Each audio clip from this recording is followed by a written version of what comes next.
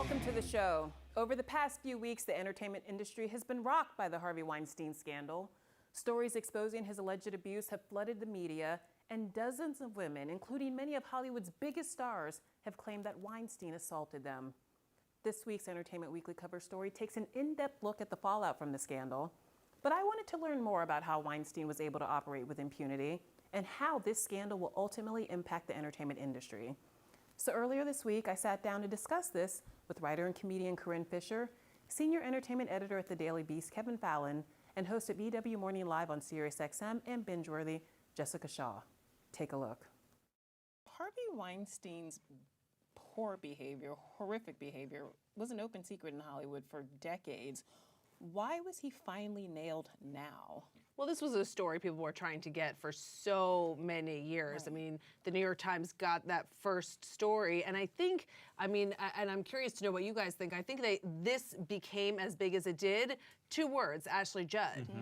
They needed that big name actor to come forward and go on the record, because ultimately you can't do, and this is what's held different publications back, you can't do this story with unnamed sources. And the fact that she went on the record really started the ball rolling. And I think it's in her statement too why it happened now. She said it's time. We've reached a breaking point in culture where we need to start addressing men like this. And we saw it with Bill Cosby and Roger Ailes and Bill O'Reilly, and it just went on and on and on. And Ashley Judd basically said this is something that's happening in her zeitgeist that she was ready to speak out about. Do you think that more and more women will feel comfortable coming forward and telling their stories? I have a personal friend who felt that she was ready to tell her sexual assault story after people like Rose McGowan, Ashley Judd spoke out. And she's like, it's so crazy, but it really did take these big name movie actresses to make me feel comfortable, and also to remind her how important it was to share her story instead of just being quiet about it, even though she had kind of gotten over the trauma a long time ago. And also, let's face it, we live in a culture where women are not always believed,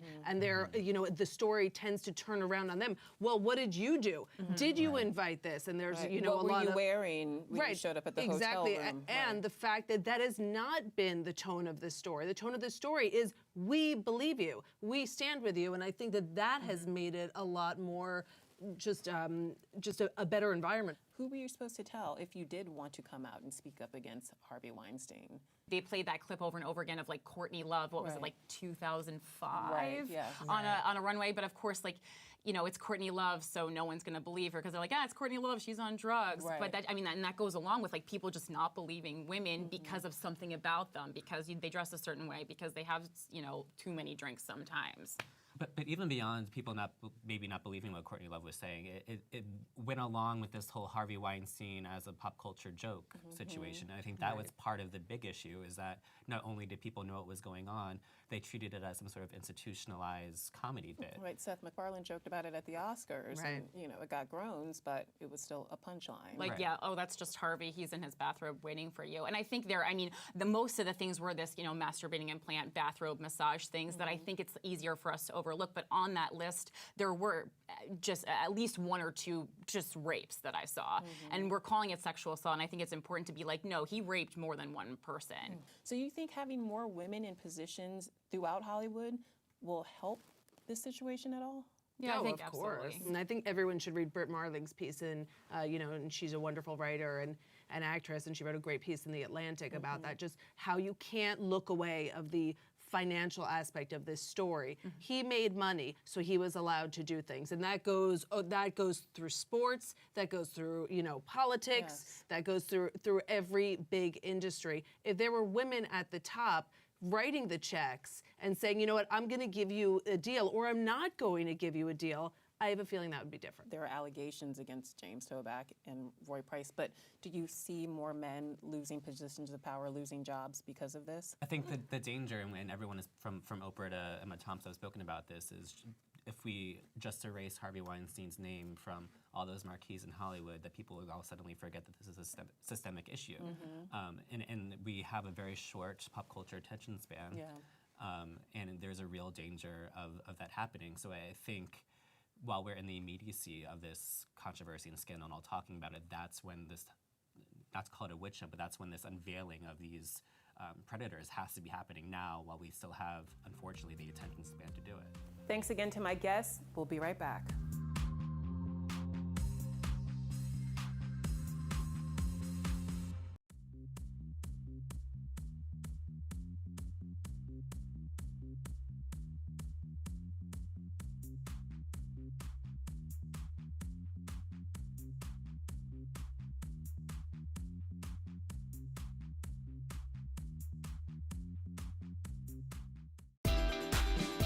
Welcome back to the show. Our first guest is an Oscar-nominated actress, best-selling author, and one of the stars of the hit series Empire. And now she's adding director to her resume with her debut short film, The Tale of Four, Gabourey Sidibe. Welcome to the show. Thank you for having me. What made you decide at this point in your career that you were ready to step behind the lens and make your directorial debut?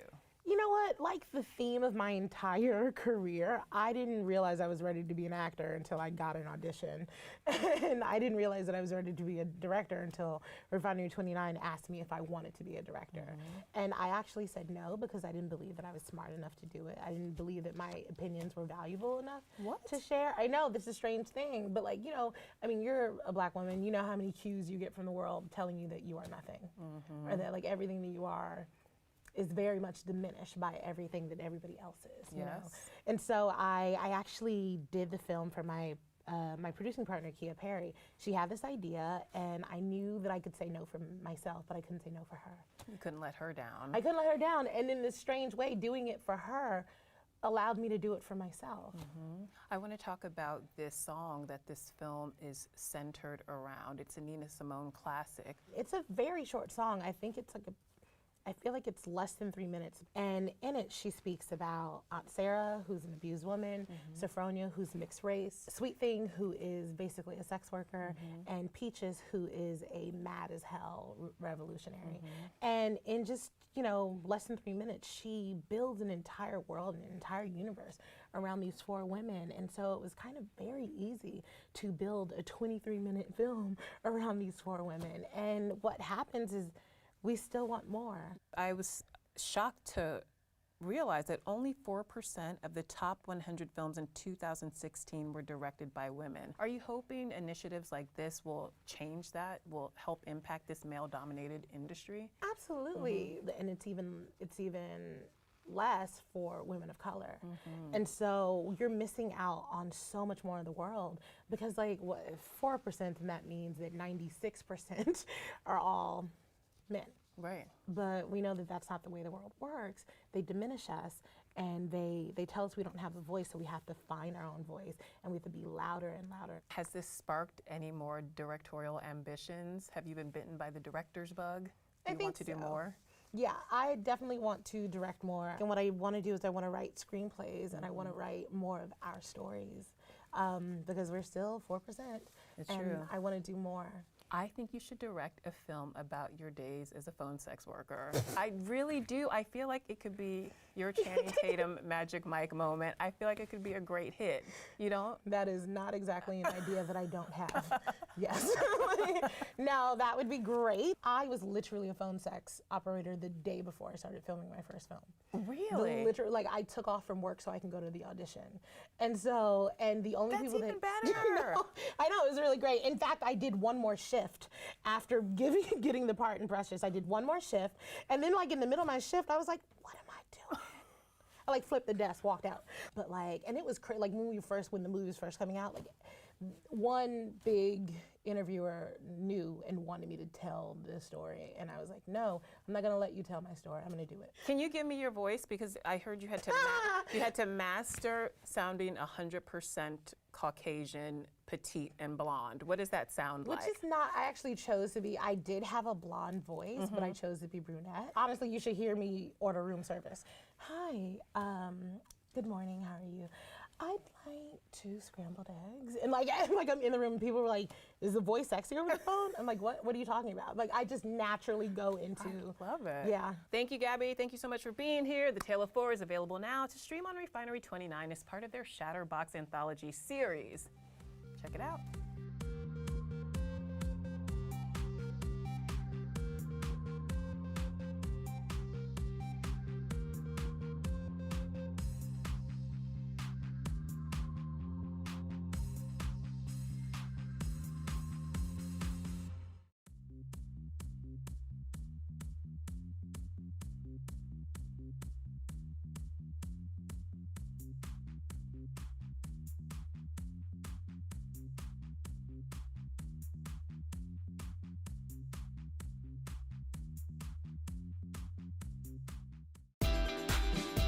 Welcome back to the show. Actress Melissa Joan Hart swung by recently to take a look back at her past roles, and this former teenage witch was downright enchanting. Take a look. Hi, I'm Melissa Joan Hart. I've been in a lot of fun projects over the years, and I'm going to tell you about some of them in a piece called Melissa Explains It All. Let's see, Clarissa explains it all. I mean, fashion forward, right? Sam in the window with the ladder, that was fun. But that ladder was only about 3 rungs high. He would lay on the floor with the ladder laying over him, and every time it was, this little music sting would come up, he'd slam his ladder against the window. I'd go, hey, Sam, and he'd get on his knees and slowly climb up. So sometimes if you watch the episodes, you can see him looking like he's coming off the floor as opposed to climbing up a ladder. So that's one of my little secrets about Clarissa. Sabrina the Teenage Witch. Some of the best years of my life. And I guess I believe I'm a witch. We did Sabrina for 7 years. We got to go to Australia together to do Sabrina Down Under. We went to Rome together to do Sabrina Goes to Rome. We went and did a special episode at Animal Kingdom, Florida. Like, we just had a blast. You know, those are some of the best years of my life, and it's all documented for my children to see. Can't Hardly Wait. I just think about bloody shins and being soaking wet because I was shooting Can't Hardly Wait at night while doing Sabrina during the day. These are memories frozen in time, people! One day when I was on the set of Sabrina and I had to be in, it was raining in the hallway and I had to be in the hallway running, and I slipped and fell and it hit my head, almost hit my head on the camera, but luckily avoided that. Had to go then that night to work at night in a night shoot. I Can't Hardly Wait, and I had to be pushed in the pool. The directors said I was looking like I was shaking, I was cold, I'd been up for 50-something hours. And they realized, they looked down and my shins were bleeding because every time I was getting out of the pool, I was dragging my shins against the cement. I guess I didn't realize that. So you don't see the bloody shins in the movie, thank goodness. All you hear is, will you sign my yearbook? Drive Me Crazy. Oh, that was such fun. We filmed for 3 months in Utah. The movie was originally called Girl Gives Birth to Own Prom Date when I read the script. When we were filming it, it was called Next to You because we lived in houses next door to each other. But then, because of Britney Spears' song, the movie got changed to Drive Me Crazy. And so we got to be in the music video. And so me and Adrian had our trailers there. And I was like, I really wanted to be a part of the choreography. And I kept waiting for the when is he gonna come work with me on my dance moves? You know, what do I need to do? She's jumping off chairs and stuff. And like, should I be in there? Should someone gonna teach me how to do that? Then all of a sudden they throw me up in the DJ booth and they said, all right, dance. And I went, well, I don't know how. Like, somebody show me some dance moves. But instead, there I am like, I don't even know what dance moves I was doing, but I just remember being like extremely embarrassed, and I didn't get to have any choreography. Just made it up myself. Melissa and Joey. There, that should hold you for a few weeks. People always ask, what's your favorite role, Clarissa or Sabrina? And I always have to say it's Mel from Melissa and Joey because that was my most fun show. She's kind of a lush, kind of a slut, kind of a, you know, inappropriate role model, which was really fun to play, and probably really my first adult role, I would say, even though she was a very adolescent adult. The Watcher in the Woods. Loved this movie when I was a child, the 1980 Disney version with Bette Davis, and had such fond memories of it and sought the rights for 17 years. Finally got the rights. At that point, I was too old to play the teenager and too young to play the Bette Davis role, so we got Angelica Houston to play it and I got to direct. And I just think it's a beautiful movie. It was filmed in Wales. It was just such fun figuring out that movie, what it was gonna be, and being the storyteller. What sort of person are you? Do you sense things? Watcher in the Woods is airing on Lifetime now, so go watch it.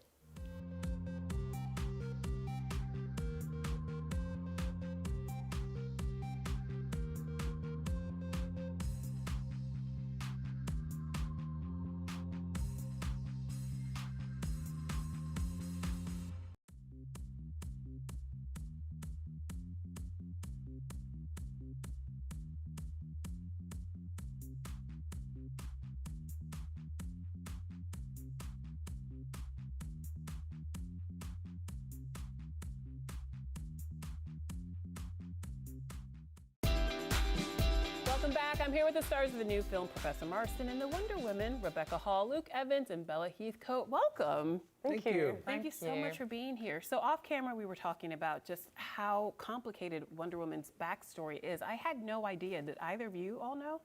I had no idea. You were all.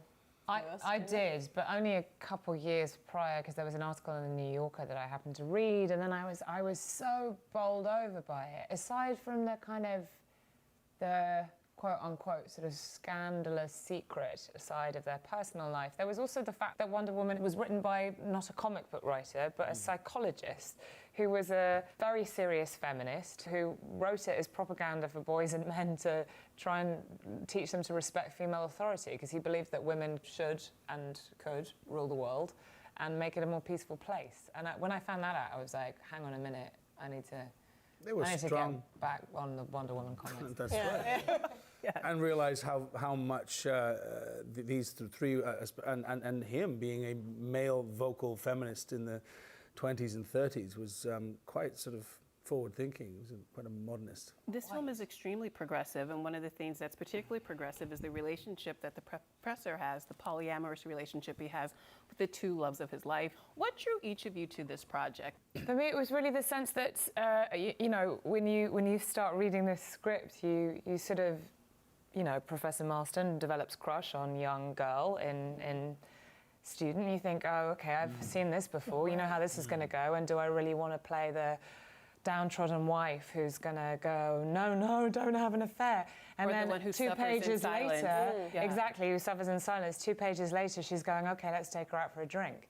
And you and then follows what is an incredibly empowering, as conceived by our director and writer, Angela Robinson, you know, empowering version of a untraditional love story where the women are consenting, and it's discussed about how consenting they are, and they're bold and they're brave and they're very radical. And Bella, your character could have easily been a stereotypical damsel in distress, and we see her journey from sort of wide-eyed ingenue to a woman who ultimately possesses a lot of the power in the relationship. Yeah, I mean, that's what, you know, just blew me away when I read the script, and what I loved about Olive, this girl who's somewhat naive and unsure of herself, who's raised by nuns, even though she's, you know, the daughter of a staunch feminist, and then this journey that she goes on to become really sure of herself and know what she wants and sacrifice to get it, and this kind of journey of female empowerment, you know, it was amazing. Clearly, one of my favorite lines, like, your character is related to two of the most famous feminists, and she's raised by nuns. That's great, by the way. Let's not shy away from the fact that there's some kinky stuff happening in this film. You've got bondage, S&M, threesomes. When you're playing a man who's supposed to anchor all of that going on, how do you approach it? It's a very valid question, and it's something that we spoke about a lot, because this is the slightly speculative interpretational part of their relationship, which we've represented in the film. But it was something that he was very aware of his theory, which was dominance, inducement, submission, and compliance, which he believed these 4 categories of emotion would interplay in almost every social situation in life. At the time, he was aware that they represent this theory was represented very clearly within the domination and submission and all of those things, which then he paralleled very clearly in the early comic strip of Wonder Woman, where she will tie up a criminal and force them to tell the truth. You know, it's a domination to make someone be compliant. And he saw bondage. His theories were all completely interspersed. It's crucial, because that's the female part. That's right. Wonder Woman, which ended up being a blockbuster this past summer, grossed over $800 million globally. That was a struggle to get it to the screen. Why do you think people have been reluctant to embrace Wonder Woman on the big screen? What is it about her that she's a seems woman? It's hard to think of any other reason. It is significant that she was conceived as a peacekeeper, you know, and this is something that I think is maybe, you know, made her kind of sort of slightly controversial and strange in the beginning, is that she's not a kind of she was never conceived as a sort of like go into battle and attack sort of character. She was there to destroy war. Because that as as a sort of feminine role was like to end all wars ever, and no more violence and no more, and that is her sort of symbolic truth. And you know, I think probably why she's so welcome now. Exactly, that's what I was about to say. Is there's a kind of demand for her now. So finally she's getting a moment in more ways than one. And she arrived right on time. Yeah. Ladies and gentlemen, thank you so much for being here. Thank you. Professor Marston and the Wonder Woman is in theaters everywhere, October 13th.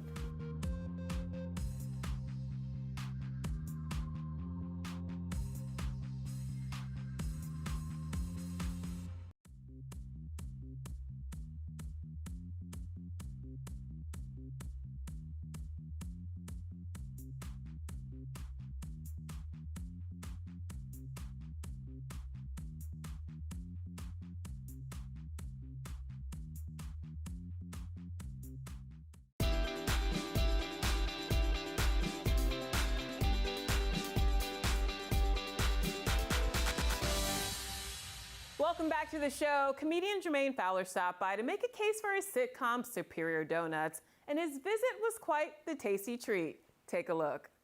Yo, I'm Jermaine Fowler from Superior Donuts. Did you know my show was not the first project to have a kind of food in the title? A maple cream for the lady. Huh. But it is the one that is the most superior. And I'm gonna tell you why in a segment called Food Title Fight! Mystic Pizza. Now sure, everybody likes some pizza, but did you know that movie was named after a town in Connecticut? Superior Donuts is set in Chicago, home of deep dish. Now which place would you rather have pizza in? That's what I thought. The setting Superior Donuts is far superior. Sorry, Connecticut. Fried green tomatoes. It's a heartwarming story about friendship. But come on, who wants fried vegetables when you could be eating fried dough? On a purely culinary note, Superior Donuts is the way to go here. Chocolat. Now that's just chocolate in French. I mean, this movie think it's better than us or something?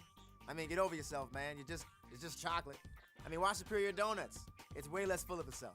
Cake Boss. Now that's a fun show, but you know who plays my boss in Superior Donuts? Judd Hirsch. Yeah, Alex from Taxi, the doctor in Ordinary People. I mean, it doesn't get more boss than that. Sorry, Cake Boss. Cloudy with a Chance of Meatballs. Now, I like meatballs as much as the next guy on a plate. Meatballs falling from the sky? That just sounds unsanitary. No, thank you. I'll stick with my donuts in a box where I can see them, where it's safe. And there you have it. For something truly delicious, watch Season 2 of Superior Donuts, 9:30 on CBS, starting October 30th. Can I get a donut? Can I get a donut? Thanks, Jermaine. And that's our show. Thanks to all my guests. Don't forget to grab the latest issue of Entertainment Weekly on newsstands now and at EW.com. Bye.